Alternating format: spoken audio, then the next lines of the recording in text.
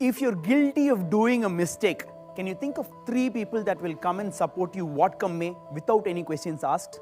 Can you think of 1 person with whom you can share this secret and that person will never judge you? Can you think of somebody who will listen to you without any judgments? I grew up in a village where my dad was a pastor. Being a son of a pastor in a village means you are under the radar 24/7.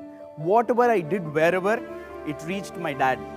That doesn't mean I was being a good boy. I was very good at covering up things, that I covered up a lot of things from my parents, including the sexual abuses I was going through.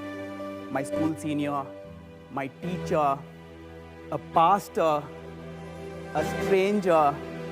I went through a lot of abuses in my school age, and I made sure nobody else except me knew about it. Not that I was crying about it, I was actually enjoying it. And that made me even more worse because I was really guilty that I was the only person in the whole world sinning. What could have my parents done differently through this? Nothing. They were amazing parents. My only thought is this: parents can never be the one-stop solution to all their children's emotional needs. Children need multiple people to support them.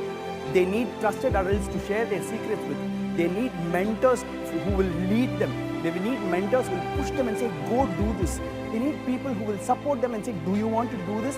I am there with you. I will do it with you. They need friends who will sit and say, I am listening to you. Talk to me. I want to know what exactly you're thinking right now. Every child deserves a support system that involves adults and professionals and children and peer groups. When a child receives this support system from a parent, the child is the luckiest child in the world.